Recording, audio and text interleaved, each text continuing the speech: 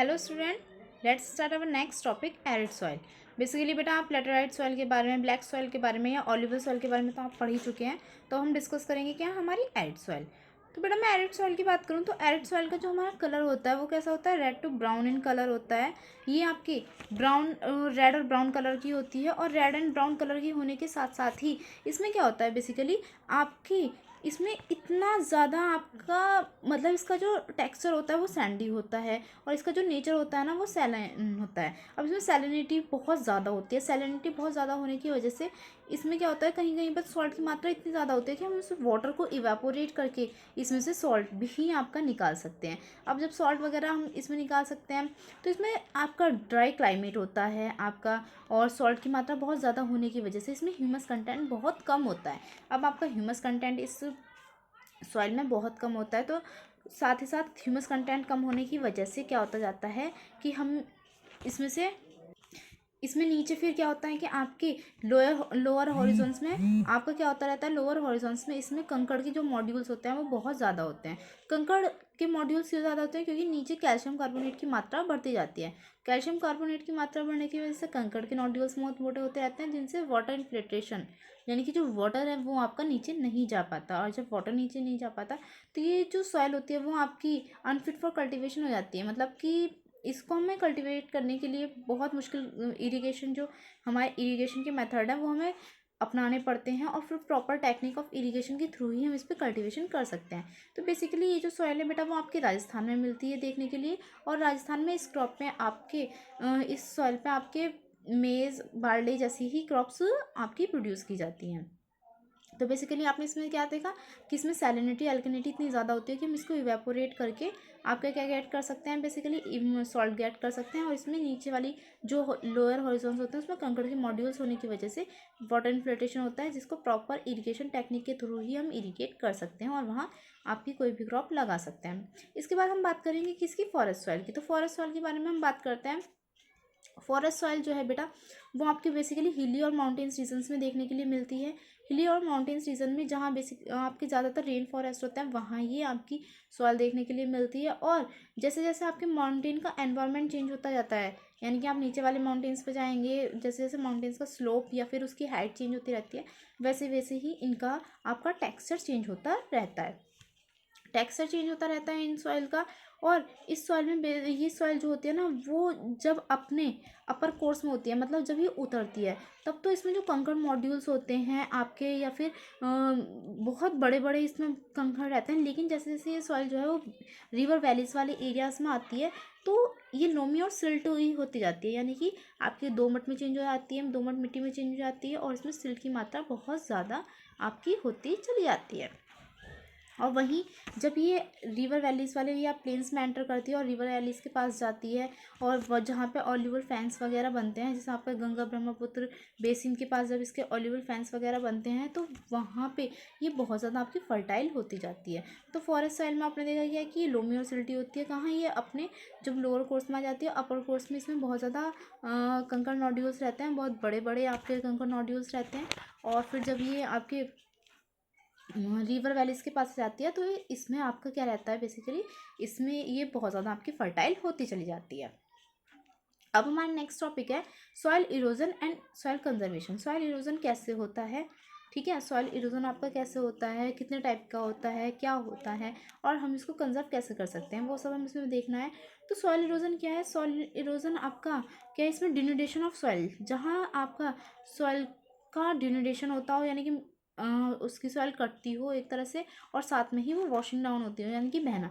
Soil का कटना और बहना ही उसका क्या कहलाता है, सॉइल इरोजन कहलाता है। और इसके फैक्टर्स क्या क्या है, यानी कि ये होता किस किस वजह से है। तो हम सॉइल इरोजन की बात करें तो सॉइल इरोजन बेसिकली आपके तीन वजह से उसकी होता क्या है कि आपके फॉर्मेशन ऑफ सॉइल और डिनुडेशन ऑफ सॉइल सिमुलेटेनियस आपके प्रोसेस है, यानी कि दोनों लगातार चलते रहते हैं। सॉइल परफॉर्म भी बनती भी रहती है, ठीक है, और वहीं उसका क्या होता रहता है, वहीं वो आपकी उसका इरोजन भी होता रहता है। सॉइल अब क्या है कि ह्यूमन एक्टिविटीज़ जो हैं उन्होंने सॉइल के फॉर्मेशन को बहुत ज़्यादा डिस्टर्ब कर दिया है किस किस एक्टिविटी ने, जैसे डिफॉरेस्टेशन हो गया, माइनिंग हो गया, ओवर ग्रेजिंग हो गया। तो इन सारी एक्टिविटीज़ की वजह से अब आपकी सॉइल की जो फॉर्मेशन रेट है वो तो बहुत कम हो गई, लेकिन जो सॉइल इरोजन रेट है, ठीक है, वो बहुत ज़्यादा, या उसका जो डिनोडेशन रेट है वो बहुत ज़्यादा बढ़ गई।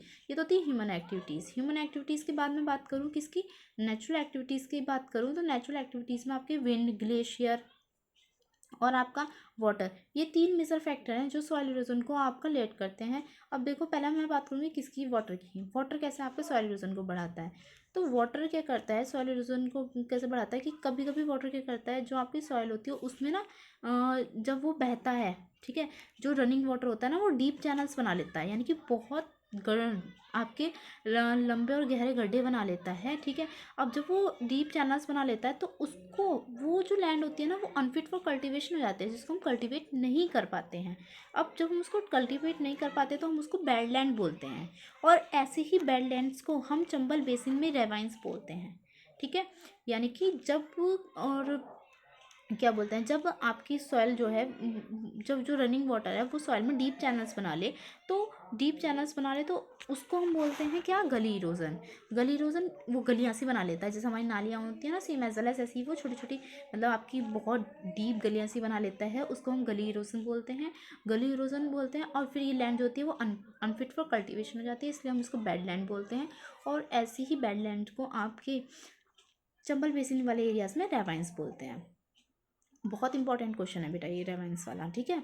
उसके बाद मैं बात करूँ सीट इरोजन की, तो सीट इरोजन में क्या होता है, ये जो रनिंग वाटर होता है वो जो सॉइल की आपकी टॉप लेयर होती है, ठीक है, जो सॉइल की आपकी टॉप लेयर होती है बेसिकली उसको पूरी की पूरी हटा देता है, यानी कि जो जिसमें ह्यूमस कंटेंट बहुत ज़्यादा होता है, सॉइल की टॉप लेयर को पूरी की पूरी ऐसे वॉश डाउन कर देता है, जिसको हम क्या बोलते हैं, सीट इरोजन, ठीक।